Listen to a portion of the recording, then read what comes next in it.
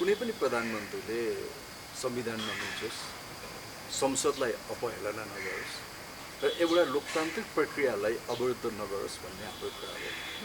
प्रधानमन्त्री केपी ओलीका कदमले खास गरिकन प्रतिनिधि सभाका विघटनका कदम, अरू कुराहरू चाहिँ नि त्यति मेजर कुरा होइन। प्रतिनिधि सभा विघटन जुन प्रधानमन्त्रीलाई त्यो अधिकार नै छ। अब पक्कै पनि एमालेको अन्तर्विरोधले यो ठाउँमा पुगेको हो, त्यसमा लुकीछुपी कुरा गर्नुपर्ने आवश्यकता छैन, त्यसलाई ढाकछोप गर्नुपर्ने आवश्यकता छैन। हाम्रो अन्तर्विरोधले हाम्रा कमजोरीहरूले एक किसिमले भन्ने हो भने हाम्रो नालायकीले यो ठाउँमा आइपुगेको हो। माधव नेपाल लगायत साथीहरूले हिजो शेरबहादुर देउवालाई मतदान गर्नुभयो होइन। एउटा संसदीय व्यवस्थाको हिसाबले हेर्नुहुन्छ भने यो सर्वथा गलत कुरा हो, यो कमजोरी हो होइन, यो गर्नै हुँदैन। केपी ओली प्रधानमन्त्री हुँदा विश्वासको मध्येका हो। त्यो 208 जना सदस्यको विश्वास पाएको प्रधानमन्त्री आज कहाँ आउनुभयो त भन्दा 83 जनाले मात्रै उहाँलाई साथ दिए होइन। अरू कहाँ गए? आफ्नै दलका कहाँ गए? उहाँलाई साथ दिने अरू दलका कहाँ गए? हाम्रो उद्देश्य नेपालमा एउटै कम्युनिस्ट पार्टी बनाउनु हो, यो लुकाउनै पर्दैन। एउटै कम्युनिस्ट पार्टी बनाउनु भनेको प्रचण्डको पार्टी, माधव नेपालको पार्टी, केपी ओलीको पार्टी। म माधव नेपालजीसँग हुँदा पनि म पार्टी एकताकै पक्षमा छु। म हिजो केपी ओलीको क्याबिनेटको मन्त्री हुँदा पनि म पार्टी एकताकै पक्षमा छु। त्यो नै स्थायी हो, त्यो नै स्थायी हो। माधव नेपाल र केपी ओली बिचको एकता नै स्थायी हो। माधव नेपाल र शेरबहादुर बिचको मोर्चा स्थायी होइन, त्यो अस्थायी हो। प्रचण्ड र शेरबहादुरजीको मोर्चा स्थायी होइन, त्यो हुनै सक्दैन।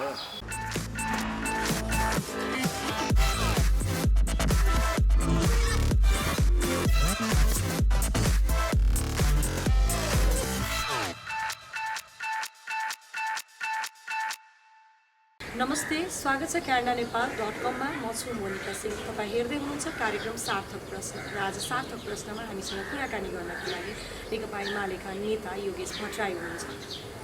समसामयिक राजनीतिक विषयलाई त समेट्ने प्रयत्नै गर्छु, तर अबको दिनमा चाहिँ के हुन्छ, नेकपा एमालेभित्र बाहिर राजनीतिक अवस्था कस्तो रहनेछ, सम्पूर्ण विषयलाई समेट्ने प्रयत्न गर्नेछौँ। स्वागत गर्नु canadaNepal। स्वागत छ canadaNepal। धन्यवाद। आरामै हुनुहुन्छ? ठिक छु। ओलीजीलाई प्रधानमन्त्रीबाट हटाएर देउबाजीलाई प्रधानमन्त्री बनाएर चाहिँ अब प्रतिगमन सच्चिने भयो त? यस्तो हो, हाम्रो अध्यक्ष केपी ओली प्रधानमन्त्री पददेखि हट्नु हो, विदा हुनुभयो, त्यो उहाँकै कारणले हो। पहिला हामी त्यो ढङ्गले बुझ्नुपर्छ। गएको 74 सालको चुनावमा नेपाल कम्युनिस्ट पार्टी नेकपा, त्यति बेला एमाले र माओवादीको बिचमा चुनावमा हामी तालमेल गरेर लड्यौँ, तर पछि नेकपा बन्यो।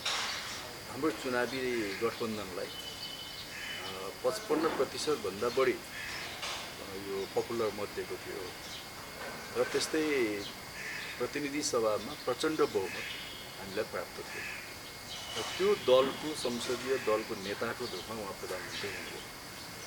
तर आफ्नो दललाई एकताबद्ध राख्न उहाँले सक्नु भएन होइन, मुख्य कारण उहाँको हो। र अरू पनि पात्र त छन्, नभएका होइन, तर उहाँ पार्टी अध्यक्ष हो, उहाँ प्रधानमन्त्री हो, उहाँ संसदीय दलको नेता हो होइन, र त्यत्रो चाहिँ नै जनसमर्थन प्राप्त गरेको नेता हो।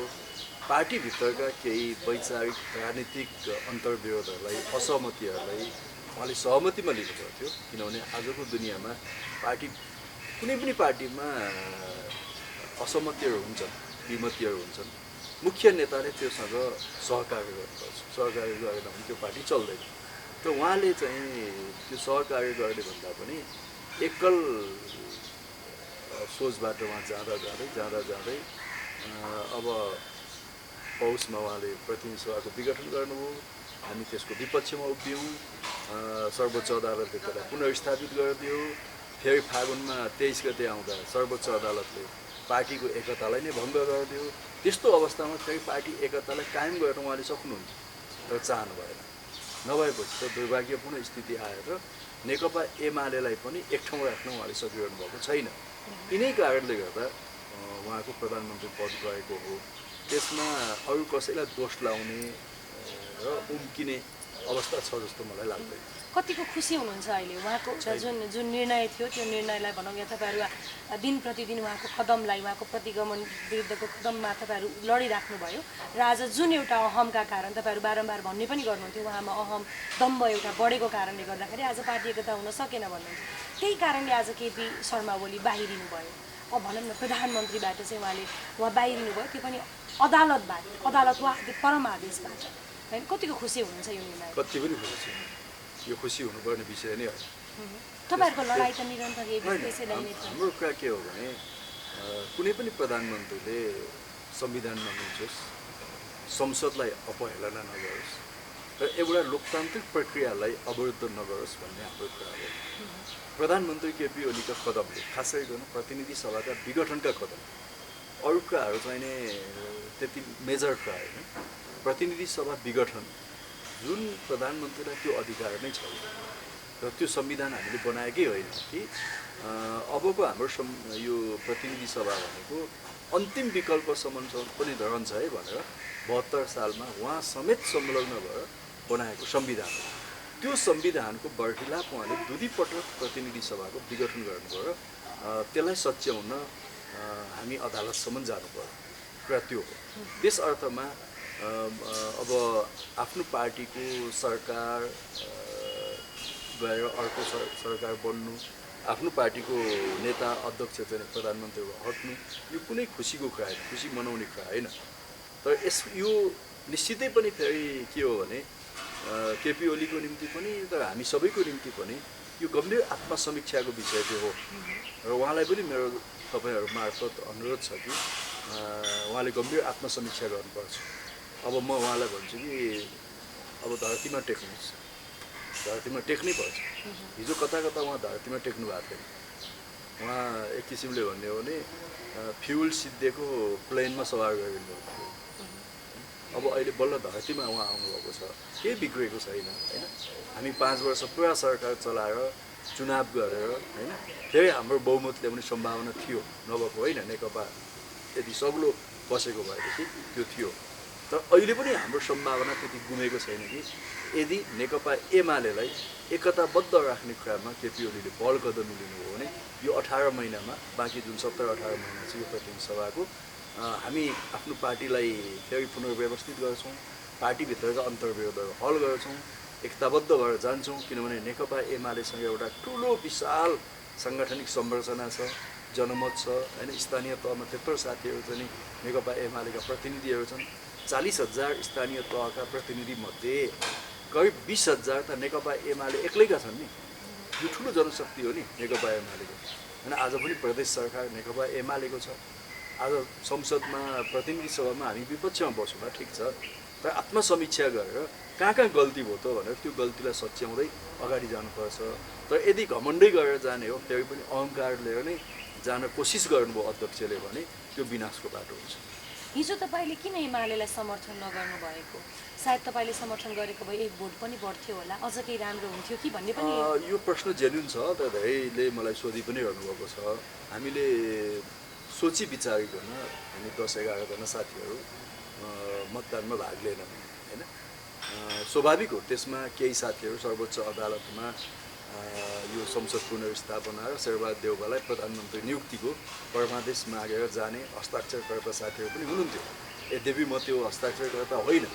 तर हामीले हिजो के देख्यौँ भने एमाले फेरि गम्भीर विभाजनतिर जाँदैछ हिजोको घटना। त्यस्तो अवस्थामा त्यो विभाजनलाई कतै न कतैबाट रोक्न सकिन्छ कि भनेर हामी मतदानमा भाग लिएनौँ होइन। त्यसको मतलब हामीले फेरि पनि केपी ओलीसँग संवादको एउटा ढोका खुल्ला राखौँ होइन। हामी विपक्षमा मतदान गऱ्यौँ भने सायद उहाँले विपक्षमा मतदान गर्नेसँग संवाद गर्दिनँ भन्नु सक्नुहुन्थ्यो।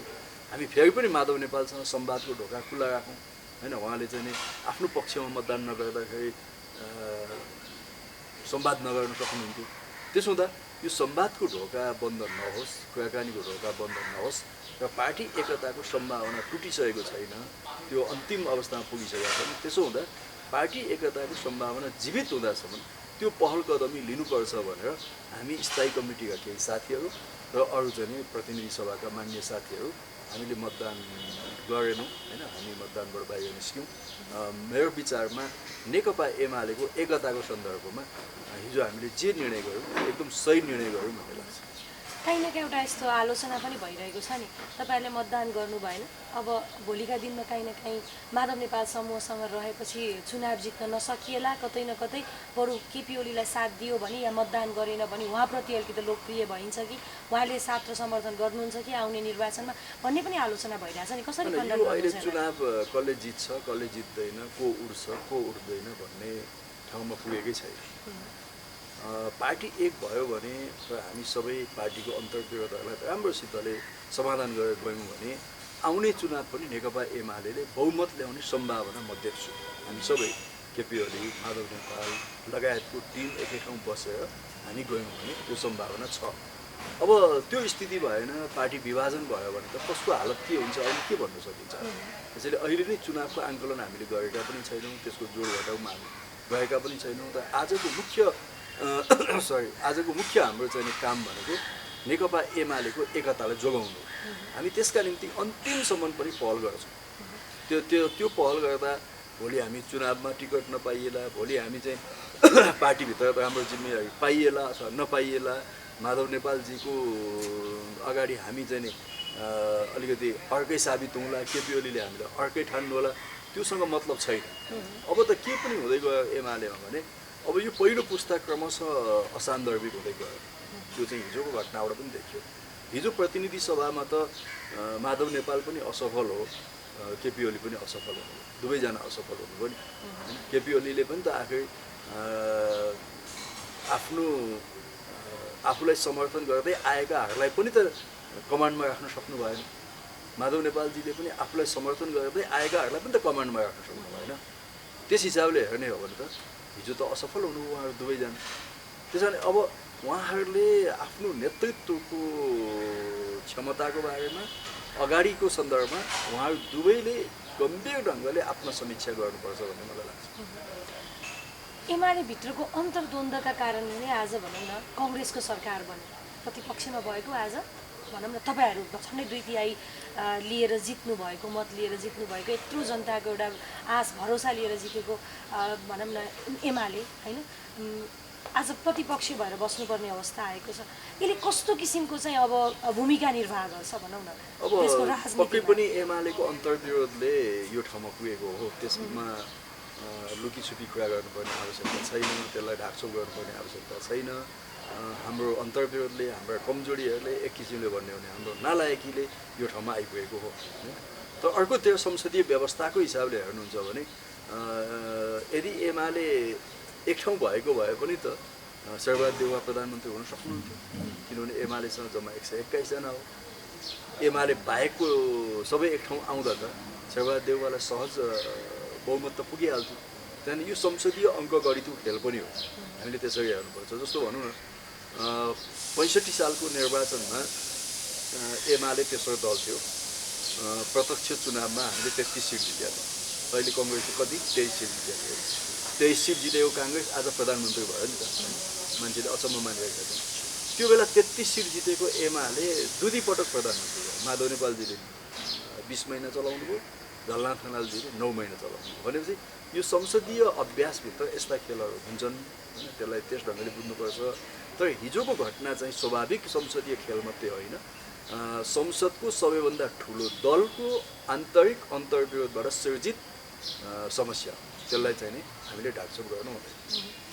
माधव नेपाल समूहका केही नेताहरूले भनौँ न पार्टीले समर्थन नगर्नु भन्दा पनि समर्थन गर्नुभयो, मतदान पनि गर्नु भएन। अब यो क्रियाकलापले भनौँ न या माधव नेपाल समूहका केही माधव नेपाल लगायतका नेताहरूले गरेको यो क्रियाकलापले अब पार्टीभित्र कस्तो किसिमको भूमिका खेल्छ भन्ने पनि एउटा ठुलो चर्चाको विषय छ अहिले। माधव नेपाल लगायत साथीहरूले हिजो शेरबहादुर देउवालाई मतदान गर्नुभयो होइन। एउटा संसदीय व्यवस्थाको हिसाबले हेर्नुहुन्छ भने यो सर्वथा गलत कुरा हो, यो कमजोरी हो, अनि यो गर्नै हुँदैन। तर उहाँहरू त्यो ठाउँमा किन पुग्नु हो त भनेर त्यसको कारणको पछाडि जानुहुन्छ भने त्यसलाई त्यति धेरै नाजायज पनि भन्न सकिँदैन। एउटा त सर्वोच्च अदालतले नै धारा 76(5) को व्याख्या गरिदिएको छ। धारा 76(5) मा प्रत्येक प्रतिनिधि सभाको सदस्यले स्वविवेकले स्वतन्त्रतापूर्वक मत हाल्छ र पार्टीको हिप लाग्दैन भन्ने व्याख्या गरिदिएको छ। त्यस कारणले उहाँहरूलाई त्यो सुविधा भयो होइन। तर पार्टी भनेको चाहिँ नि सर्वोच्च अदालतको आदेश अथवा चाहिँ उसले गरेका निर्णयबाट मात्रै चल्दैन। पार्टी त आफ्नो आन्तरिक चेन अफ कमान्डबाट चल्नुपर्छ नि। त्यो चेन अफ कमान्डको हिसाबले भन्नुहुन्छ भने हिजो गम्भीर गल्ती भएको छ र त्यो चेन अफ कमान्डमा पार्टीलाई राख्न नसक्नु पार्टी अध्यक्ष केपी ओलीको असक्षमता हो। त्यताबाट पनि हेर्नुपर्छ हामीले होइन। किन केपी ओलीले आफ्ना प्रतिनिधि सभाका सदस्यहरूलाई आफू दलको नेता हो उहाँले कमान्डमा किन लिन सक्नुभयो? किन उहाँहरूसँग कुराकानी गर्नुभयो? किन माधव नेपालसँग उहाँले चाहिँ छलफल गर्नुभयो? माधव नेपाललाई बोलाएर छलफल गर्नु पर्थ्यो नि त। शेरबहादुर देउवालाई भोट नहालौँ, विपक्षमा बसौँ होइन, पार्टीको सँगै बसेर निर्णय गर्नु पर्थ्यो नि होइन। हामी पनि त बसेर सँगै निर्णय गरेका छैनौँ नि। केपी ओलीले कहीँ बसेर आदेश दिनुभयो, त्यो आदेशको भरमा सिङ्गो पार्टी चल्दैन होइन। त्यसको निम्ति त उहाँले कमसेकम सबै मानिसहरूलाई बैठकमा भाग लिन सक्ने वातावरण बनाएर त्यो बैठकबाट निर्णय गर्नुपर्छ। उहाँले त्यसो त गर्नुभयो। एउटा पक्ष त बैठकमै गएको छैन भने चाहिँ उहाँको आदेश मान्न त सबै बाध्य छैन नि। त्यस हिसाबले हेर्ने हो जब आफू समेत बसेर आफ्नो सहभागितामा निर्णय हुन्छ भने त्यो निर्णय मान्न, त्यो निर्णय यदि मेरो प्रतिकूलतामा हुन्छ भने पनि त्यो निर्णय मान्न म बाध्य हुन्छु। तर म त बसेकै छैन निर्णयमा, मलाई सहभागिता गराएकै छैन, माधव नेपालजीलाई सहभागिता गराएकै छैन। अनि किन मत हालेनौ, किन मत हाल्यौ भनेर प्रश्न गर्नु मेरो विचारमा पार्टी अध्यक्षको निम्ति नैतिक हिसाबले त्यो बलियो अवस्था छ जस्तो मलाई लाग्दैन। अदालतले आफूभन्दा माथि गएर पनि आदेश दियो भन्ने कुराहरू पनि आइरहेछ सामाजिक सञ्जालमा। विभिन्न तपाईँकै पार्टीभित्रका नेताहरूले पनि टिप्पा टिप्पणीहरू गरिरहनु भएको छ। के लाग्छ तपाईँलाई, अदालतको यो आदेश कतिको जायज थियो या के थियो? अब यो त स्थापित भइसक्यो आजलाई मात्रै होइन कि यो त सयौँ वर्षलाई स्थापित भइसक्यो। किन धारा 76(5) भनेको के हो भन्ने व्याख्या कुनै न कुनै बेला गर्नै पर्थ्यो। किनकि दुनियाँको संसदीय व्यवस्था भएका मुलुकहरूमा सरकार बनाउने सामान्यतया 3वटा अप्सन हो। कुनै पनि पार्टी बहुमत ल्याउने पार्टीको फर्स्ट अप्सन हो, सेकेन्ड 2 वा 2 भन्दा बढी दलको अप्सन हो, थर्ड भनेको लार्जेस्ट सबभन्दा ठुलो पार्टीको दलको जुन अप्सन हो। यही नै हो नि, भारतमा पनि त्यही छ, बेलायतमा पनि त्यही छ, अर्को ठाउँमा पनि त्यही छ नि। अप्सन त तिनै छन्। तर हामीले पटक पटक संसद विघटन भएको एउटा पीडादायी अवस्थाबाट मुलुक फेरि त्यतातिर नजाओस् भन्नका निम्ति अर्को पनि विकल्प हुनसक्छ कि भनेर संविधान बनाउँदा संविधान सभाका सदस्यहरूले धारा 76(5) राख्नुभयो। त्यसको मनसाय के थियो भन्ने कुराको व्याख्या होइन, त्यसको चाहिँ स्पिरिट के हो भन्ने कुराको व्याख्या त सर्वोच्चले गर्नु। त्यस हिसाबले यसलाई अन्यथा मान्न सकिँदैन।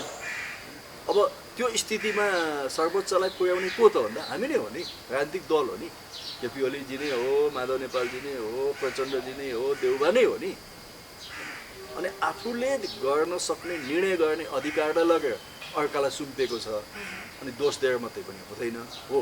अब त्यसमा मेरो पर्सनल विचारको कुरा गर्नुहुन्छ भने 2वटा यो बिचमा भएका निर्णयमा अदालतले अलिक ज्यादा अगाडि बढ्यो कि होइन, अलिक कानुनी सक्रियता ज्यादा देखायो कि भन्ने मलाई लाग्छ। एउटा फागुन 23 गतेको निर्णय हो, नेकपा एमाले र नेकपा माओवादीलाई पुरानो अवस्थामा फर्काइदियो। त्यो तहसम्मको निर्णय गर्नु हुन्थेन एउटा राजनीतिक दलको आन्तरिक मामलामा भन्ने मलाई लाग्छ। अब त्यो त मानेर हामी आइ नै सक्यौँ।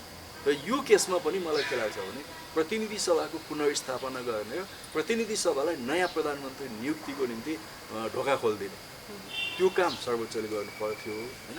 तर कसैलाई प्रधानमन्त्री नै तोकेर पठाउने कुरा अलिक ज्यादा भयो कि भन्ने मलाई पनि लाग्छ। तर अब भइ त सक्यो, हाम्रा नालायकीले राजनीतिक दलको अयोग्यताले यो ठाउँमा पुगेको हो। अब त्यसो भनेर प्रधान न्यायाधीशको पुत्ला जलाउँदै हिँड्ने यो त उदण्डता हो नि। न्यायाधीशहरूको पुत्ला जलाउँदै हिँड्ने त्यो उदण्डता हो नि। तपाईँले एउटा स्वतन्त्र न्यायालयको कल्पना गर्नुभएको छ, त्यसलाई मान्नुहुन्छ।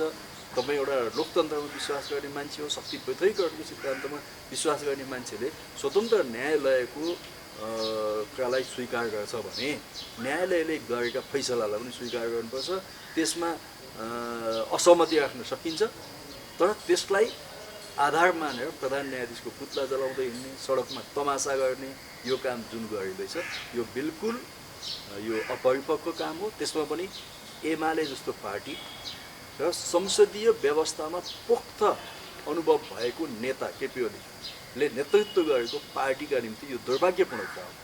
यो उहाँलाई गर्न सुहाउँदैन होइन। उहाँ विद्रोही होइन। उहाँ चाहिँ सत्ता प्राप्तिको निम्ति उहाँले हतियार उठाएर विद्रोह गर्न जानुभएको होइन, जानुभएको छैन। त्यो बाटो उहाँको होइन। त्यसो नगर्ने सिद्धान्त बोकेको व्यक्तिले उहाँका सङ्गठनका मानिसहरूलाई जसरी प्रधान न्यायाधीशको पुतला जलाउन लाउँदै हुनुहुन्छ, यो केपी ओलीका निम्ति पनि सुहाउने कुरा होइन। म तपाईँ मार्फत भन्न चाहन्छु मेरो अध्यक्षलाई, यस्ता कदमहरू तत्कालै रोक्नुहोस् होइन। यसले कुनै राम्रो परिणाम दिँदैन र तपाईँको व्यक्तिगत इज्जत र प्रतिष्ठाका निम्ति पनि, केपी ओलीको व्यक्तिगत इज्जत र प्रतिष्ठाका निम्ति पनि यो त राम्रो हुँदैन। सक्रिय रूपमा आन्दोलन गर्ने भन्ने विषयका कुराहरू पनि आइरहेछन्। त्यस्तो भए तपाईँले भनेअनुसार यो नगर्दै ठिक हुन्छ, यो गर्ने कुरा पनि एजेन्डामा गर्नुहोस् न। प्रधान न्यायाधीशको पुतला जलाएर त भएन नि, ठिक छ नि। सर्वोच्च अदालतको निर्णय उहाँलाई चित्त बुझेन भने त्यो निर्णयको बारेमा बहस गर्नुहोस्, सार्वजनिक बहस गर्नुहोस्, ठिक छ। यो यो यो यो फैसला ठिक छ कि बेठिक छ कि भनेर त्यो फैसलाको बारेमा बहस गर्नुहोस् होइन। कार्यान्वयन नगरी त तपाईँलाई अर्को उपाय नै छैन, तपाईँ त्यसमा बाध्य हुनुहुन्छ। त त्यसको नाममा जुन उच्छृङ्खलताहरू सडकमा देखाइँदैछ, ताण्डव उच्छृङ्खलताहरू, यो नेकपा एमाले जस्तो पार्टीको निम्ति सुहाउँदैन भनेर। ओली जस्तो एउटा चाहिँ परिपक्व नेता भएको, संसदीय व्यवस्थामा पोख्त एउटा अनुभव भएको, 48 सालदेखि आजसम्म लगातार संसदीय व्यवस्थाको अनुभवहरू हासिल गरेको नेताका निम्ति यो सुहाउँदैन। भीम रावलजीले राजीनामा दिनुभयो। त्यो राजीनामा दिनु ठिक थियो, ठिक थिएन, त्यो कदम किन त्यस्तो चाल्नुभयो भन्ने विषयलाई के लाग्छ? नदिनु पर्थ्यो। हामीले नदिनुहोस् भनेर धेरै अनुरोध गऱ्यौँ। उहाँ अलिकति ज्यादा भावुकतामा आउनुभयो, अलिक ज्यादा इमोसनमा आउनुभयो। खास गरेर हाम्रा दुईटा नेताहरूको कुरा उहाँलाई चित्त बुझेन। पार्टी एकताका निम्ति उहाँले जुन पहल गर्नुभयो कार्यदलमा बसेर, त्यसलाई माधव नेपालले जुन वेटेजका साथ लिनु पर्थ्यो लिनु भएन, त्यसलाई केपी ओलीले जुन वेटेजका साथ लिनु पर्थ्यो लिनु भएन होइन। त्यसो हुँदा हामीलाई चाहिँ नै बेकुफ बनाउँदैछन् कि भन्ने उहाँले महसुस गर्नुभयो। त्यस कारणले उहाँ अलिकति इमोसनमा आएर चाहिँ त्यो कदम उठाउनु भएको छ। हामीले त्यो बेला रोक्न खोजेका हौँ। हामी सबै त्यही थियौँ, नगर्नुहोस्। हाम्रो सिनियर नेता हो, उहाँलाई हामीले धेरै रिक्वेस्ट गऱ्यौँ। सम्भवतः हामीले सभामुखज्यूलाई पनि अनुरोध गरेका छौँ, अहिले नै तात्तातो कुनै निर्णय नगरौँ, उहाँसँग फेरि बसेर हामी सल्लाह गर्नलाई भनेका छौँ।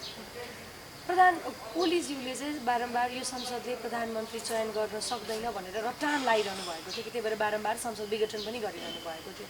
तर हिजो मात्रै भनौँ न, ठुलो बहुमतै नभनौँ, ठुलो मत लिएर चाहिँ प्रधानमन्त्री नियुक्ति हुनुभयो। फेरि पनि भनौँ न विश्वासको मत लिन सफल हुनुभयो शेरबहादुर देउवा। यो हेर्दै जाँदाखेरि कहीँ न कहीँ ओलीजीको कदम चाहिँ साँच्चीकै गलत नै थियो भन्ने कुरा त्यसमा मलाई कुनै हिचकिचाहट छैन भन्न। मेरो पार्टीको अध्यक्ष हो, उहाँले गलत कदमै उठाउनु भयो नि। संसदका प्रतिनिधि सभाका 208 जना सदस्यले केपी ओली प्रधानमन्त्री हुँदा विश्वासको मत दिएका हो। त्यो 208 जना सदस्यको विश्वास पाएको प्रधानमन्त्री आज कहाँ आउनुभयो त भन्दा 83 जनाले मात्रै उहाँलाई साथ दिए होइन। अरू कहाँ गए? आफ्नै दलका कहाँ गए? उहाँलाई साथ दिने अरू दलका कहाँ गए? उहाँको एकीकृत पार्टी कहाँ गयो? आज यो हालतमा किन आइएको छ? संसदलाई किन अपमान गर्ने? त्यसमा पनि बहुदलीय जनवादको सिद्धान्त बोक्ने पार्टीले संसदलाई अपमान गर्न मिल्दैन। संसदको सर्वोच्चतालाई हामीले स्वीकार्छौँ, संविधानको सर्वोच्चतालाई हामी स्वीकार्छौँ भने संसदले किन विकल्प दिन सक्दैन? विकल्प दिन सकेन भने त बाटो छँदैछ नि चुनावमा जाने। तर त्यो विकल्प दिने बेलासम्म अथवा त्यो अवस्थासम्म त उसलाई अभ्यास गर्न दिनु पर्यो नि। अभ्यास गर्ने, नदिने, ढोका बन्द गर्ने, प्रतिनिधि सभा नै विघटन गरिदिने, अनि आफ्नो मनोगत आग्रहमा विकल्प दिन सकेन भनेर हुँदैन नि। वस्तुगत अवस्था रहेछ नि त संसदमा कि उसले विकल्प दिँदो रहेछ। दियो नि त आज, भोलि पनि दिन्छ। शेरबहादुर देउवाको विकल्प पनि दिन सक्छ यो संसद। ओलीजीले एमसीसी पास गर्न चाहनुहुन्थेन त्यो कारणले बारम्बार संसद विघटन गर्नुभयो। तर देउबाजी चाहिँ एमसिसी पास गर्नै चाहेको कारणले गर्दाखेरि चाहिँ आज प्रधानमन्त्री पनि नियुक्ति हुनुभयो। काहीँ न काहीँ यो एमसिसीको खेल पनि हो भन्ने कुरा बुझेरै भनौँ न, या त्यही भएर चाहिँ भीम रावलजीले राजीनामा दिनुभएको हो भन्ने कुराहरू पनि आइरहेछ। कतिको लाग्छ तपाईँको कुरा हो? नेपालको राजनीतिमा यस्ता अन्तर्राष्ट्रिय मुद्दाहरूको स्थान छ, नभएको होइन होइन। भारतसँगको सम्बन्ध, चीनसँगको सम्बन्ध, अमेरिकासँगको सम्बन्ध, यो ग्लोबल कन्टेक्स्टमा यस्ता सम्बन्धहरूले नेपालको पोलिटिक्समा असर गरि नै रहेको छ, नगर्ने होइन होइन। यहाँ मात्रै होइन, ठुल्ठुला देशमै असर गर्न थालिसक्यो। अब अमेरिकाको चुनावमा तपाईँको इजरायलका व्यापारीहरूले एजेन्डा सेट गरिदिन्छ। कति नेपालीलाई त्यो कुरा थाहा होला होइन। अरबका चाहिँ राजाहरूले त्यहाँ चाहिँ पैसा प्रयोग गर्छन् र कसलाई जिताउने कसलाई हराउनेमा उनीहरूको भूमिका हुन्छ। अमेरिकाको चुनावमा गएको चुनावमा तपाईँले सुन्नुभयो होला, अघिल्लो चुनावमा पुटिनले चाहिँ नि यसो गरे उसो गरे भनेर रसियाको राष्ट्रपतिको नाम लिन्छ।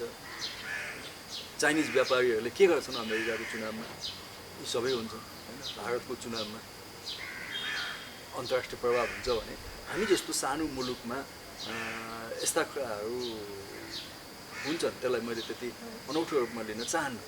अब एमसिसी के हुन्छ त्यो अहिले म भन्न सक्दिनँ। अब त्यसमा शेरबहादुर देउबाजीले कसरी त्यसलाई डिल गर्नुहुन्छ, किनभने एमसिसी पास गर्नुहुन्न भन्ने पार्टीका मानिसहरू पनि उहाँको सरकारमा छन्। हिजो संसदमै उभिएर भीमरावजीको मात्रै कुरा गर्नुभयो तपाईँले। देव गुरुङजी हुनुहुन्थ्यो, मैले उहाँको नामले सरी होइन, तर उहाँले एमसिसीको बारेमा एकदमै कडा आपत्ति जनाउनु भएको थियो द्रष्टमबाट पटक पटक। उहाँ आज त्यो सत्तारूढ दलको एउटा प्रमुख नेतामै हुनुहुन्छ। यी जटिलता छन् होइन। तर हामीले कुनै पनि विदेशी राष्ट्रसँगको सम्बन्धलाई हाम्रो नेपालको आन्तरिक मामलाको किचलोसँग ल्याएर जोड्नु हुँदैन। एमसिसीमा केही कुराहरू चाहिँ नि गलत छन् भने सच्याउनुपर्छ, सच्याएर पास गर्नुपर्छ। हामीलाई अमेरिकन सहयोग चाहिन्छ, हामीलाई चाइनाको सहयोग चाहिन्छ, हामीलाई भारतको सहयोग चाहिन्छ, हामीलाई कुनै पनि विदेशी राष्ट्रको सहयोग नेपालको आर्थिक समृद्धिमा पूर्वाधारको विकासमा चाहिन्छ नै। त्यसलाई राष्ट्रिय हितमा कसरी बनाउने भन्ने कुरा हो। अब एमसिसीमा केही कमी छन् भने त्यसमा संसदमा हामी छलफल गर्छौँ। बाहिरी शक्तिको प्रभावले पनि नेपालको राजनीतिक अवस्था यस्तो भएको हो भन्ने पनि बुझिन्छ नि। कतिको तपाईँले राजनीति र बाहिरी प्रभावलाई चाहिँ जोडेर हेर्दाखेरि हो जस्तो लाग्छ? अब होइन भन्ने त मलाई त्यति लाग्दैन होइन। तर हो भनेर मसँग त्यस्तो एकदमै ब्ल्याक एन्ड व्हाइटमा तपाईँलाई भन्न सक्ने प्रमाणहरू छैनन्। तर नेपालको पछिल्ला केही राजनीतिक घटनाक्रम हेर्नुहुन्छ भने केही विदेशी शक्तिहरूले नचाहेको कुरा यहाँ भएको छ। हाम्रो त्यसलाई म के भन्छु भने हाम्रो राष्ट्रिय आत्मनिर्णयको अधिकारलाई हामीले राम्रोसितले अभ्यास गरेका छौँ। अथवा भनौँ कि नेपालको राष्ट्रिय जीवन शक्ति भन्छ नि, त्यो जीवन शक्ति चाहिँ नै बलियो छ भन्ने मलाई लाग्छ। जस्तो 62-63 को आन्दोलनमा वैशाख 8 गते राजा ज्ञानेन्द्रले वक्तव्य दिए। अब दलहरूसँग मिल्छु भनेर वक्तव्य उहाँले दिनुभयो। कतिपय विदेशी मित्र राष्ट्रहरू र विदेशी नियोगका राजदूतहरू त्यति बेला नेकपा एमालेको बल्खुमा माधव नेपालजीलाई भेट्न आए, गिरिजा बाबुलाई भेट्न गए उहाँको निवासमा। अब यो मान्नु पऱ्यो, राजासँग तपाईँहरूले सम्झौता गर्नु पऱ्यो भनेर उहाँहरूले सुझाव दिनुभएको थियो होइन। र कतिपयले त के भन्थे भने कुनै विदेशी शक्तिको सल्लाहमा नै त्यो वक्तव्य राजा ज्ञानेन्द्रले पढ्नुभएको हो पनि भन्थे होइन कतिपयले। तर त्यो बेला एमाले मानेन त्यो होइन। माधव नेपालजीले मान्नु भएन, उहाँ हुनुहुन्थ्यो नेता, यो हुँदैन, योभन्दा अझै अगाडि जानुपर्छ भन्नुभयो। उहाँ तुरन्तै गिरिजा प्रसाद कोइरालाकोमा जानुभयो। गिरिजा बाबु र उहाँको बिचमा सल्लाह भयो र यो हामी राजा ज्ञानेन्द्रको वैशाख 8 गतेको घोषणा मान्दैनौँ भनेपछि वैशाख 11 गते पुग्यो कि त्योभन्दा अझै उन्नत स्तरको अधिकारहरू प्राप्त गर्यो नेपालले। त्यो बेला नेपालको लोकतान्त्रिक आन्दोलनले त्यो बेला पनि विदेशीहरूले वैशाख 8 गतेलाई मान भनिरहेका थिए कि विदेशी शक्तिहरूले, त्यो मानेन। एउटा जीवन शक्ति हामीले त्यहाँ देख्यौँ। संविधान निर्माणको बेलामा अन्तिम टेवा आउँदाखेरि संविधान घोषणा गर्न नदिन अन्तर्राष्ट्रिय शक्तिहरूको दबाब थियो। त्यसको पीडा अहिले पनि नेपालले भोगि नै रहेका छ। त्यसको बदला लिइरहेका छन् उनीहरूले, त्यसको पीडा भोगि नै रहेका छ नेपालले। तर त्यो बेला फेरि होइन राष्ट्रिय शक्तिहरू होइन एमाले, काङ्ग्रेस, माओवादी जस्ता राष्ट्रिय शक्तिहरू एक ठाउँ आए र संविधान घोषणा भयो। हामी अगाडि गयौँ। यो हाम्रो चाहिँ आफ्नो स्वविवेकको अधिकार हो भन्यो त हामी अगाडि गयौँ। तर अहिले पनि पछिल्लो घटनाक्रमहरूमा पनि होइन अब संसद विघटनमा दुवै पटकको संसद विघटनमा विदेशीहरूको पनि हात छ। अब कसैले केपी ओलीलाई साथ दिइरहेको छ भने कसैलाई कसलाई साथ दिइरहेको छ भने होइन। अब कहाँ हुन्छ यो संसद विघटन भइसकेपछि पुनर्स्थापना हुँदैन। यहाँ त अन्तर्राष्ट्रिय शक्तिको पनि हात छ। अब अदालतले कहाँ मान्छ त्यसरी भन्ने पनि अनुमान गरेका थिए। तर हाम्रो अदालत पनि त आफ्नो स्वविवेकको अधिकार त प्रयोग गर्यो, आत्मनिर्णयको अधिकार त प्रयोग गर्यो नि त हाम्रो न्यायालयले, हाम्रा न्यायाधीशहरूले। यहाँ नेपालका राजनीतिक दलहरूले आफ्नो निर्णय हामी आफै गर्छौँ, हाम्रो राजनीतिक समस्या हामी हल गर्छौँ। तपाईँहरूले हाम्रो लोकतान्त्रिक अभ्यासलाई, लोकतान्त्रिक प्रक्रियालाई जुन समर्थन गर्नुभएको छ त्यसमा तपाईँहरूलाई धन्यवाद छ। तर आन्तरिक हाम्रा चाहिँ राजनीतिक मामलाहरू हामी नै हल गर्छौँ है भनेर हिजोको संसदको जुन परिदृश्य हो त्यो पनि त नेपालका राष्ट्रिय राजनीतिक शक्तिहरूको सामर्थ्य हो नि।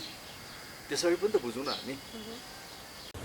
हिजो माधव नेपालजीले खुलेर पार्टीले गरेको निर्णयलाई अशोक गरेर भनौँ न देउबाजीलाई भोट हाल्नु भयो, सबैलाई थाहा छँदैछ होइन।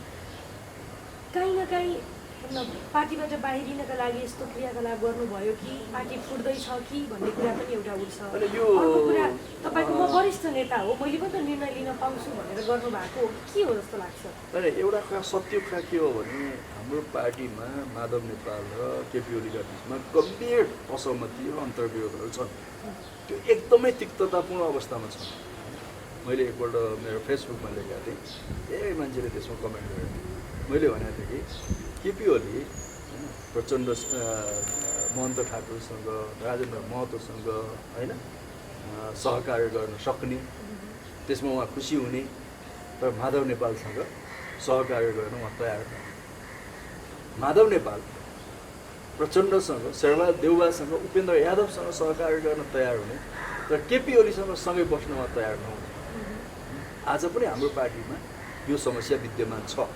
त्यो कारणले नै हिजोको घटना घटेको कारणले हो, हिजोको घटना त्यस कारणले घटेको। त्यसैले यो सत्य कुरा हो कि केपी ओली माधव नेपाल बिनाको पार्टी खोजिरहनु भएको छ, माधव नेपाल केपी ओली बिनाको पार्टी खोजिरहनु भएको छ। मेरो विचारमा यदि उहाँहरू एक अर्का बिनाको पार्टी खोज्दै हुनुहुन्छ भने उहाँहरूले अब राजनीतिक नेतृत्वबाट र सक्रिय राजनीतिबाट बिदा लिने र पार्टीलाई नयाँ नेताहरूको नयाँ पुस्ताको जिम्मेवारीमा दिएपछि उहाँहरूको मन पनि शान्त हुन्छ र घटना परिस्थिति उहाँहरूको योग्यता अयोग्यताले फेरि क्रमशः अब त्यो ठाउँमा लाँदैछ। त्यसरी उहाँहरूले चाहँदैमा एकअर्का उहाँ चाहिँ सत्ता प्राप्तिको निम्ति उहाँले हतियार उठाएर विद्रोह गर्न जानुभएको छैन। त्यो बाटो उहाँको होइन। त्यसो नगर्ने सिद्धान्त बोकेको व्यक्तिले उहाँका सङ्गठनका मानिसहरूलाई जसरी प्रधान न्यायाधीशको पुतला जलाउन लाउँदै हुनुहुन्छ, यो केपी ओलीका निम्ति पनि सुहाउने कुरा होइन। म तपाईँ मार्फत भन्न चाहन्छु मेरो अध्यक्षलाई, यस्ता कदमहरू तत्कालै रोक्नुहोस्। यसले कुनै राम्रो परिणाम दिँदैन र तपाईँको व्यक्तिगत इज्जत र प्रतिष्ठाका निम्ति पनि, केपी ओलीको व्यक्तिगत इज्जत र प्रतिष्ठाका निम्ति पनि यो राम्रो हुँदैन। सक्रिय रूपमा आन्दोलन गर्ने भन्ने विषयका कुराहरू पनि आइरहेको छ। त्यस्तो भए तपाईँले भन्नुहुन्छ यो नगर्दै ठिक हुन्छ, यो गर्ने कुरा एजेन्डामा गर्नुहोस् न। प्रधान न्यायाधीशको पुतला जलाएर त भएन नि, ठिक छ नि। सर्वोच्च अदालतको निर्णय उहाँलाई चित्त बुझेन भने त्यो निर्णयको बारेमा बहस गर्नुहोस्, सार्वजनिक बहस गर्नुहोस्, ठिक छ। यो यो यो यो फैसला ठिक छ कि बेठिक छ कि भनेर त्यो फैसलाको बारेमा बहस गर्नुहोस् होइन। कार्यान्वयन नगरी त तपाईँलाई अर्को उपाय नै छैन, तपाईँ त्यसमा बाध्य हुनुहुन्छ। त त्यसको नाममा जुन उच्छृङ्खलताहरू सडकमा देखाइँदैछ, ताण्डव उच्छृङ्खलताहरू, यो नेकपा एमाले जस्तो पार्टीको निम्ति सुहाउँदैन। ओली जस्तो एउटा चाहिँ परिपक्व नेता भएको, संसदीय व्यवस्थामा पोख्त एउटा अनुभव भएको, 48 सालदेखि आजसम्म लगातार संसदीय व्यवस्थाको अनुभवहरू हासिल गरेको नेताका निम्ति यो सुहाउँदैन। भीम रावलजीले राजीनामा दिनुभयो, त्यो राजीनामा दिनु ठिक थियो ठिक थिएन, त्यो कदम किन त्यस्तो चाल्नुभयो भन्ने विषयलाई के लाग्छ? नदिनु पर्थ्यो, हामीले नदिनुहोस् भनेर धेरै अनुरोध गऱ्यौँ। उहाँ अलिकति ज्यादा भावुकतामा आउनुभयो, अलिक ज्यादा इमोसनमा आउनुभयो। खास गरेर हाम्रा दुईवटा नेताहरूको कुरा उहाँलाई चित्त बुझेन। पार्टी एकताका निम्ति उहाँले जुन पहल गर्नुभयो कार्यदलमा बसेर त्यसलाई माधव नेपालले जुन वेटेजका साथ लिनुपर्थ्यो दिनु भएन, त्यसलाई केपी ओलीले जुन वेटेजका साथ लिनुपर्थ्यो दिनु भएन होइन। त्यसो हुँदा हामीलाई चाहिँ नि बेकुफ बनाउँदैछन् कि भन्ने उहाँले महसुस गर्नुभयो। त्यस कारणले उहाँ अलिकति इमोसनमा आएर त्यो कदम उठाउनु भएको छ भन्ने शक्ति नै सबभन्दा प्रबल छ। हिजो माधव नेपालतिर भएका हामी केही साथीहरू मात्रै एकताको ज्यादा कुरा गरेका थियौँ।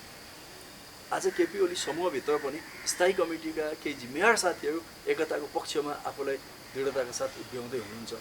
तलको जनमत एकताको पक्षमा छ। विभाजनमा को जान तयार छैन नि। त्यो त बाध्यता हो, कसैको पनि बाध्यता होला लाग्छ। कसैले जबरजस्ती त्यो ठाउँमा पुर्याउला, तर त्यो ठाउँमा जान नदिन हाम्रो अन्तिम अवस्थासम्म पनि कोसिस हुन्छ। होला गल्ती केपी ओलीज्यूको पनि होला, केही हदसम्म गल्ती उहाँबाट पनि भयो होला, माधव नेपालजीबाट पनि गल्ती भयो। हिजोदेखि पनि हामीले पार्टी विपरीत गएर उहाँले मतदान गर्नुभयो र अहिले सबैजनाले दोष काहीँ न काहीँ माधव नेपालजीलाई लगाइरहेका छन्। अब कसरी मिलाउनुहुन्छ तपाईँहरूले यो आन्तरिक द्वन्द्व? तपाईँहरूमाथि यो बिचमा चुनौती छ, यो सामान्य काम होइन। यो चाहिँ एकदमै तपाईँको बाढी आएको समुद्रमा हाम फाले जस्तो, नदीमा हाम फाले जस्तो अवस्था छ। हामी जो एकताको पक्षधर भनेका छौँ नि, हामी एकदमै कठिन र चुनौतीको मोडमा छौँ। हाम्रो आफ्नै एक्जिस्टेन्स के हुने भन्ने पनि खतरा छ। यो एकदमै सही कुरा तपाईँले उठाउनु।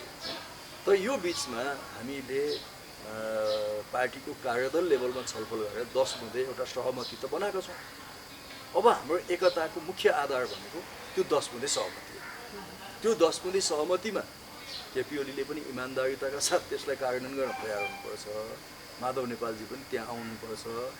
10 बुँदे सहमतिमा जो इमान्दारिता साथ प्रस्तुत हुन्छ, पार्टी एकताको मुख्य आधार त्यो हो। 10 बुँदे सहमतिमा जो इमान्दारिताका साथ आउँदैन, पार्टी एकतामा तिनीहरू छुट्छ। सक्दो केपी ओलीलाई कमजोर बनाएर प्रचण्डसँग पार्टी एकीकरण गर्ने कुराहरू आइरहेको छ र काहीँ न काहीँ यो चिजको बारेमा जानकारी योगेश भट्टराईलाई पनि छ भन्ने कुराहरू सामाजिक सञ्जालमा काहीँ काहीँ सुनिन थालेछ। यो कुरा कतिको सत्य हो? मलाई किन जानकारी नहुनु, मलाई धेरै कुरा जानकारी हुन्छ नि होइन। तर तपाईँलाई म बताउँ कि हाम्रो उद्देश्य नेपालमा एउटै कम्युनिस्ट पार्टी बनाउनु हो। यो लुकाउनै पर्दैन। एउटै कम्युनिस्ट पार्टी बनाउनु भनेको प्रचण्डको पार्टी, माधव नेपालको पार्टी, केपी ओलीको पार्टी, भोलि विप्लवको पार्टी, वैद्यको पार्टी, अरू पनि जति कम्युनिस्ट पार्टी छन् होइन, उता भक्तपुरको चाहिँ रोहितको पार्टी, मोहन विक्रमको पार्टी, सबैलाई एक ठाउँ ल्याउने भने हो नि त हामीले। तर आज तत्काल त्यो खाएको तत्काल चाहिँ त्यसको लागि भौतिक परिस्थिति बनेको छैन। हामी दुईवटा मेजर पार्टी एक ठाउँ आयौँ, एमाले र माओवादी, टिकेन त्यो एकता टिकेन। त्यो खालि अदालतले मात्रै भङ्ग गरिदिएको होइन। हामीभित्र वैचारिक, राजनीतिक, साङ्गठनिक नेतृत्व, व्यवहार, कार्यशैली होइन, यी सबै जति कुरामा एकता उन्मुख जानु पर्थ्यो हामी गएनौँ नि। त्यस कारणले त्यो भङ्ग भएको, टुटेको। अदालत त एउटा माध्यम भएको, अदालतले नगरेको भए पनि यो एकता टुट्थ्यो। हेर्नुहोस्, अदालतले गर्थ्यो बेग्लै कुरा, यो एकता टुट्थ्यो किनभने यसको जग नै बलियो बनाएको थिएनौँ नि हामीले। त्यस कारण अब मेरो भनाइ के छ भने पहिलो स्टेप यसमा एमालेको एकता कायम गर्ने। एमाले फुट्यो भने यो सबै कम्युनिस्ट पार्टीलाई एक ठाउँ ल्याउने जुन हाम्रो अभियान छ त्यो धेरै टाढा जान्छ। त्यस कारण पहिलो कुरा एमालेलाई एक ठाउँ राख्ने। एमाले एक ठाउँ आउने बित्तिकै त्यो एउटा चाहिँ नि चुम्बकको गुरुत्वाकर्षण जस्तो हो होइन, त्यसको वरिपरि कम्युनिस्ट आन्दोलन फेरि सङ्गठित हुँदै जान्छ। अनि त्यसपछि ठुलो दल भनेको माओवादी हो, प्रचण्डको, उसँग हामी फेरि कार्यरत एकतामा जान्छौँ होइन, तपाईँको समीकरणमा जान्छौँ, कार्यरत एकतामा जान्छौँ, चुनावमा सँगै लड्न जान्छौँ, स्थानीय चुनावमा, प्रदेश चुनावमा, आम चुनावमा सँगै हामी जान्छौँ, एक दुई पटक हामी सरकारमा सँगै बस्छौँ। त्यसपछि अरू दललाई पनि यो ग्रेभिटेसनभित्र चाहिँ यो गुरुत्वाकर्षणभित्र हामी ल्याउँदै जान्छौँ। र मलाई लाग्छ अर्को 1 दशक लाग्ला, बढीमा 1 दशकभित्र नेपालमा एउटै कम्युनिस्ट पार्टी बनाउने अभियान आज टुट्यो, आज खण्डित भयो भनेर हामी यसमा निराश हुनु हुँदैन। त्यस्तो भए पार्टी फुट्न सक्ने, माधव नेपाल समूह र केपी ओली समूह या एमाले पनि फुट्न सक्ने सम्भावना देखिन्छ यो अहिलेको राजनीतिमा? सम्भावना छ, नभएको होइन, देखिनै कहिले फुट्ने भन्ने मात्र निष्कर्षमा दिनदिनै यो त फुट्दै गएको छ भन्ने देखिँदैन, देखिन्छ। तर हाम्रो जोड के छ भने त्यहाँबाट फर्काउने हो नि, फर्काउने हो, त्यो कोसिस हामी गर्दैछौँ। अब हाम्रो कोसिस सफल भएन भने त यो टुक्रिन्छ, फुट्छ। तर त्यति बेला पनि निराश हुनु हुँदैन कि नयाँ परिस्थितिबाट अगाडि बढ्ने हामीले कोसिस गर्नुपर्छ। योगेश भट्टराई कहिले माधव नेपाल समूहमा कहिले ओली समूहमा भनेर अहिले सामाजिक सञ्जालमा यस विषयमा पनि टिका टिप्पणी हुँदैछ। किन यस्तो भनेको भन्ने कुरा तपाईँ आफैलाई पनि स्वयं राम्रोसँग यो यत्रो राजनीतिक घटनाक्रममा व्यक्तिको कहाँ उभिन्छ भन्ने कुरा त्यति ठुलो कुरा हुँदैन। सही ठाउँमा उभिन्छ कि उभिन्न त्यो हेर्नु पर्यो। म माधव नेपालजीसँग हुँदा पनि म पार्टी एकताकै पक्षमा छु। म हिजो केपी ओलीको क्याबिनेटको मन्त्री हुँदा पनि म पार्टी एकताकै पक्षमा छु। मैले त्यो बेला पनि प्रधानमन्त्रीलाई पार्टी अध्यक्ष केपी ओलीलाई पटक पटक भनेको थिएँ होइन, माधव नेपालसँग तपाईँले विश्वासमा काम गर्नुहोस्, प्रचण्डसँग विश्वासमा काम गर्नुहोस्, नत्र खतराको घन्टी देख्दैछौँ हामी, पार्टी चाहिँ गलत दिशामा जाँदैछ। तपाईँ जति अन्तर्व्य चर्काउनुहुन्छ माधव नेपाल र प्रचण्डसँग त्यति नै तपाईँलाई घाटा छ। केपी ओलीलाई हामीले पटक पटक भनेको हो, माधव प्रचण्डजीसँग भनेका छौँ केपी ओलीसँग अन्तिम युद्ध नगर्नुहोस्, त्यसले पार्टी भएको हुन्छ। माधव नेपाललाई भनेका छौँ सहकार्य गर्ने सुलह हुने ठाउँसम्म सुलह गर्नुहोस्, त्यो भनेका छौँ। नभनेको होइन, त्यो बेला पनि मैले त्यो कुरा गरेको, ओलीको क्याबिनेटको मन्त्री हुँदा पनि। आज पनि म त्यही भन्दैछु। यो एक किसिमले अब होइन तपाईँको चाहिँ घना जङ्गलमा गएर चाहिँ बाँसुरी बजाए जस्तो कुरा होला अहिले, कसले सुन्छ त्यहाँ भन्ने हुनसक्छ नि होइन। तर यो धुनको चाहिँ नि जुन तरङ्ग हो यो चाहिँ नि फैलिन्छ। पार्टी एकता आजको दिनमा मान्छेलाई त्यति प्रिय कुरा होइन, फुटवादीहरूको लागि, फुटवादीको निम्ति प्रिय होइन। तर आम नेकपा एमालेका पार्टी सदस्य र यो देशका देशभक्त प्रजातान्त्रिक शक्तिहरूको निम्ति यो एउटा हुनैपर्ने अति आवश्यक कुरा हो। त्यसैले हामी जे मिसनमा छौँ एकताको मिसनमा, यो मिसनमा हामी सफल हुन्छौँ नै भन्ने मलाई लाग्छ। माधव नेपाललाई चुनावी सरकारको प्रधानमन्त्री दिने भनेर देउबा र प्रचण्डजीसँग डिल भएको छ, अझ भनौँ न सम्झौता भएको छ भन्ने कुराहरू पनि आइराखेको छ। त्यही कारणले चाहिँ माधव नेपालले भनौँ न आफ्नो एमालेलाई बाल नदिएर या आफ्नो आन्तरिक विवादलाई बाल नदिएर खुलेर देउबालाई समर्थन गर्नुभएको हो भन्ने कुरा पनि आइरहेको छ। तपाईँ त त्यही गुटको मान्छे, मलाई त्यो थाहा छैन, कतिको सत्य हो यो कुरा मलाई थाहा छैन। अब चर्चा त छन् होइन, अब यस्तो चर्चाको आधारमा मैले धारणा बनाउनु भन्न, एउटा परिपक्व राजनीतिक व्यक्तित्व बनाइसक्नु भएको माधव नेपालले कुनै पनि निर्णय गर्दा सोची विचार नै गर्नु होला। अन्तिममा इमोसनमा त्यो चाहिँ उत्तेजनामा आएर कुनै निर्णयमा पुग्नु होला माधव नेपाल भन्ने मलाई लाग्दैन। हिजोसम्म एउटा अवस्था हो, हिजो त एउटा च्याप्टर क्लोज भयो, अब नयाँ च्याप्टरमा जान्छ। माधव नेपाललाई एउटा नैतिक बाध्यता थियो शेरबहादुरको पक्षमा उभिनु पर्ने, किनभने उहाँ अदालतसम्म सँगै जानुभएको थियो। अब हिजो उभिनुको ठिक छ, अब सिद्धियो। अब शेरबहादुरसँगको सम्बन्ध उहाँले तोड्नुपर्छ भनेको, तोड्नु भनेको यसमा नै हो कि शत्रुतापूर्ण गर्नुपर्छ भने होइन कि। अब हिजो जसरी उहाँ मोर्चा बनाउनु, अब शेरबहादुरसँगको मोर्चामा माधव नेपाल बस्नु हुँदैन। अब त्यो मोर्चाबाट निक्लिनु, तपाईँले भनेको जस्तै त्यो मोर्चा सिद्धियो भने चाहिँ फेरि यता एमाले एक हुन सक्ने, केपी ओली र माधव नेपाल हुन सक्ने सम्भावना त्यो नै स्थायी हो, त्यो नै स्थायी हो। माधव नेपाल र केपी ओली बिचको एकता नै स्थायी हो। माधव नेपाल र शेरबहादुर बिचको मोर्चा स्थायी होइन, त्यो अस्थायी हो। प्रचण्ड र शेरबहादुरको मोर्चा स्थायी होइन, त्यो हुनै सक्दैन होइन, त्यो अप्राकृतिक हो। प्राकृतिक ठाउँमा जानु पऱ्यो नि, प्राकृतिक कुरामा जानु पऱ्यो। त्यो भनेको मतलब के भने माधव नेपाल र केपी ओलीकै मोर्चा हो, माधव नेपाल र चाहिँ प्रचण्डकै मोर्चा हो, माधव नेपाल केपी ओली प्रचण्डकै मोर्चा हो नि हामीले खोजेको त।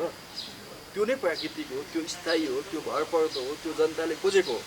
आज जे हुँदैछ नि यो त अस्थायी हो, यो त तत्कालीनमा चाहिँ रियाक्सन हो, क्रियाको प्रतिक्रिया गरेको हो। क्रियाको प्रतिक्रियाले चाहिँ मुलुकलाई दीर्घकालीन हिसाबले सही ठाउँमा लाँदैन। त्यस कारणले हामीले भनेका छौँ कि माधव नेपाल पनि फर्किनुपर्छ, ओली पनि फर्किनुपर्छ। अन्तिममा के भन्न चाहनुहुन्छ सम्पूर्ण भनौँ न आम नागरिकलाई पनि, आफ्ना नेताहरूलाई पनि, र जे पनि जस्तो राजनीतिक घटनाक्रमहरू पछिल्लो समय भयो देशमा, समग्र विषयमा के भन्न चाहनुहुन्छ? होइन, हामी अब संविधान बनाएर त्यसको कार्यान्वयन गर्दै एउटा लोकतन्त्रको स्थायित्वको निम्ति हाम्रा चाहिँ राजनीतिक संरचनाहरू निर्माण गर्ने दिशामा छौँ। र यस्तो बेलामा सबै राजनीतिक पार्टी र नेताहरूको हामी सबैको परीक्षा गरिरहेको छौँ र हामी गम्भीर हौँ। हामी एकदमै धैर्यताका साथ यो कुराको सामना गरौँ। नेपाललाई असफल राष्ट्र बन्ने दिशातिर जान नदिउँ। बिग्रिँदो परिस्थितिलाई राजनीतिक दलहरूले आफ्नो पकडमा लिनुपर्छ होइन। संसदलाई अब फुल फ्लेज काम गर्न दिउँ र एउटा सहकार्य गर्दै अगाडि बढौँ र अर्को 1.5 वर्षपछि त स्वाभाविक हिसाबले चुनावमा हामी जान्छौँ। त्यति बेला स्वस्थ मर्यादित चुनावी प्रतिस्पर्धा गरौँ। अब जनताले जसलाई बहुमत देला जसलाई विश्वास गर्ला त्यसको सरकार बन्छ। समय दिनुभयो, धेरै धन्यवाद। हस्, तपाईँलाई धन्यवाद।